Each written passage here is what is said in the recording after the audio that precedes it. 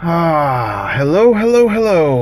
Nate here with the Volunteer Tech Vlog on the Live Sound 101 YouTube channel. And hopefully this will not turn into another black hole, another system update black hole. So a couple videos back, about a week or so ago, I was up in the wee hours of the night with Josh doing system updates because one thing led to another, and we decided, well, if we're going to do this update, might as well do that update, and yeah, let's just do this all in one shot. And before you knew it, it was like 3:30 in the morning or something like that. I was like, oh man, I got to get out of here. So tonight is a school night. That was the difference. Before it was like a weekend, so it was like a Friday night, so I didn't really care if it was too late.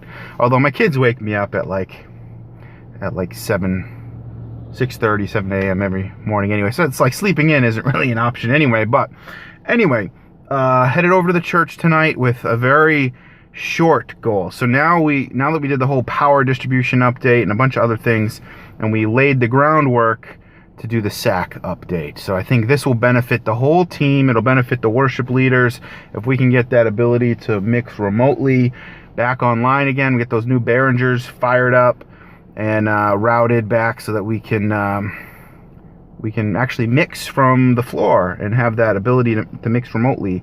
That would be a very good thing. So I don't know, I'm thinking about how to do this video since it is nighttime. I've got my little dome light on here, so I don't really want to keep that on when I'm driving because that's distracting. But I do want to record some. I want to talk through what I need to do so that when I get to the church, everything goes smoothly and we got a good plan of action. This time I got my drill, as you can see. So that is a good thing. You want to have the drill set. You want to change the clutch on there to about like 6, or you're not gonna be able to see that, but you want to change the clutch to about 6 or so on those rack screws, but that's going to make life a lot easier. So I think I'm going to do, before I get driving, is switch over to a front-facing camera and do old school. Back when I first started the vlog, I used to do not me talking, but like the road, so you can see where I was driving, and I stopped doing that for a while. So I think I'm going to switch modes, and then we'll start talking about you know, how to do the the system update. So yeah, I think I'll take that approach. All right, let's drive. So see how this video comes out, doing some night driving. Yeah, I think this might be the first time I'm actually using my Galaxy S5 phone to record video at night of the road. It could be. I'm not totally sure.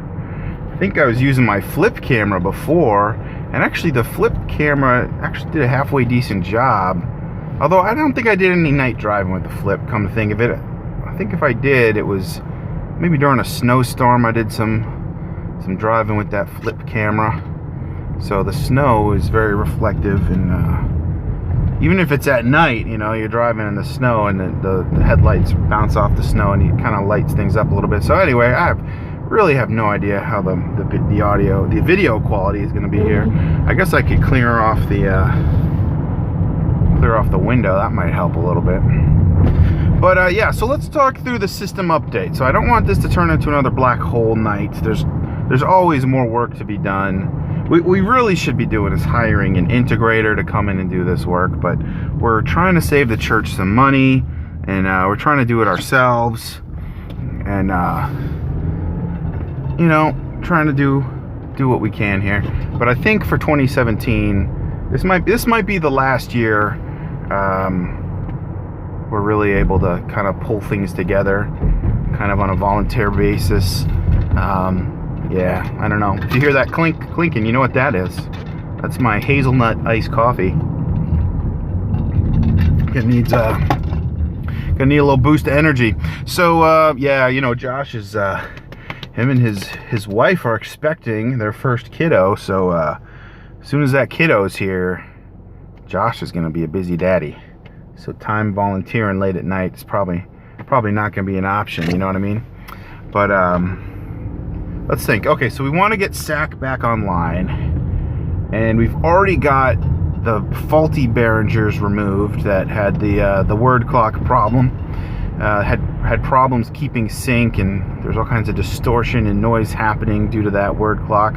We took those 2 units out of the system. We added 2 new ones, which again, they're Behringers, but they're a different model Behringer. They're an 8200 instead of an 8000.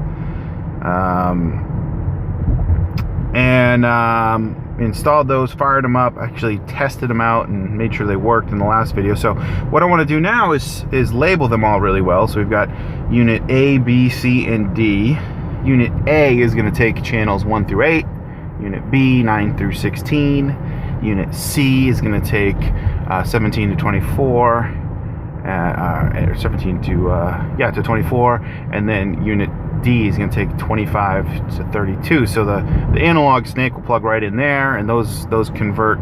They have 8 mic preamps, and then they mux all 8 of those discreetly down into an ADAT or a light pipe type of digital audio cable, or Toslink cable. There's all kinds of lingo around there. Pick your poison there, if you know, whatever you want to call it.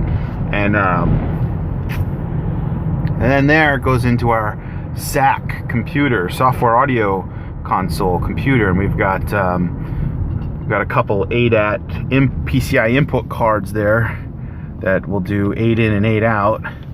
And I actually think we've got a number of those ones. So, oh, don't you hate it when you come to an intersection and the person doesn't know what they're doing? See, this person right here, they don't have a stop sign, but yet they stopped. It's a confusing one. So anyway, I ain't gonna blame anybody. But anywho, we're man, that threw me off. So we're doing the ADAT thing. So the ADAT is all plugged in. All I really got to do is move the snake and uninstall the backup board. So let me think this through. What am I gonna do? The first thing I'm gonna do when I get there, probably the first thing I do when I get there, I'm probably gonna want to unplug the snake and get that laced into the equipment rack. I'm gonna want to make sure the channels are labeled very clearly as well. So that snake is going to be completely unplugged from the analog board, and I'm going to drape it back over into that rack, and I'll probably use a screw to handle the strain relief. There's a nice strain relief on the top of that snake. Yeah, this video is just going to be amazing, I can tell already. But the main point is me just kind of talking through this stuff. So yeah, I'll bring that snake over. I'll use the strain relief. I'll put a screw somewhere in the rack, and then hang the snake strain relief off of there. Lace it in with some Velcro. But I want to label the ends really clearly, so I don't have to do any toning out or do, test which channel's which. You know what I mean? I want to make sure, because we've got. Let me think through our mixes. We've got our main mix, and we do everything mono. Because our room is set up with a mono reinforcement, so it's not like I have to worry about stereo, which is, helps with the complexity. So we've got mix 1, which is our front of house mix, our main mix. Mix 2 is the monitors. Mix number 3, I believe, is fellowship hall or overflow. Mix number 4, I believe mix number 4 is broadcast. And then we've got mix number 5, which should be the drum monitor. And then mix number 6, which should be in-ears. So we've got those six mixes that have to come out of SAC and get patched into those places. So we've got at least 6 patches. But the broadcast mix doesn't get patched to one place. It gets patched to a distribution amp. So we're going to have to label the distribution amp real well. And then the broadcast mix is going to go to a couple places. That's going to go to our solid state recorder. The broadcast mix is also going to go to the TriCaster when we get that thing fired up again. And then the broadcast mix is going to go. So this is going to be a little bit of new functionality, but I think important functionality. That broadcast mix is also going to go to our Furman headphone amp, so that any operators up at the control room can get a feed of the broadcast mix. So you could have a producer up there that they want to hear the broadcast mix. You could, they might be monitoring the live stream at some point. You might have the person doing lyrics that wants to hear the sermon. You want to make sure they want to be monitoring the broadcast mix or the record mix. So ideally, we should get headphones over there for them. And then what we really want is the solo bus mix from Software Audio Console. We want that to be independent just for the audio operator, so that they can pick and choose whatever they want to solo and not affect the person doing words or the person producing, right? So right now, as it stands, we've got the solo bus coming out of SAC going to our headphone amp, which is great, except for when I solo something as an audio operator, now that's affecting everybody else that's got headphones on, and we don't want that. So we want the broadcast mix going there. So we really need some sort of little just a 2-channel headphone amp for specifically designated for the audio operator. Looks like there's a few cars here. Must be some sort of meeting going on. Always some sort of meeting going on during the week, isn't there? Oh boy. Oh, they took down that big old tree. Cool. Oh, looks like they built the additional food pantry storage too. So that's those are the mixes I need to repatch. I probably need to tweak some system gain, you know what I mean, to make sure we've got good levels coming to our amps. I don't see Josh was here when things got switched over, so he may have adjusted the amplifier settings. Not totally sure about that. So that's one of the things we'll go through and test to make sure we're getting good levels. But it should go pretty smoothly. So anyway, thanks for listening as I talk through this. And if you've got any tips or anything to add, feel free to let me know. Always love to hear comments and thoughts. If something I missed or something I should consider, happy to hear from you. All right, my name's Nate. This is the Volunteer Tech Vlog. I'll see you in the next video. Or you'll see me in the next video, not the road.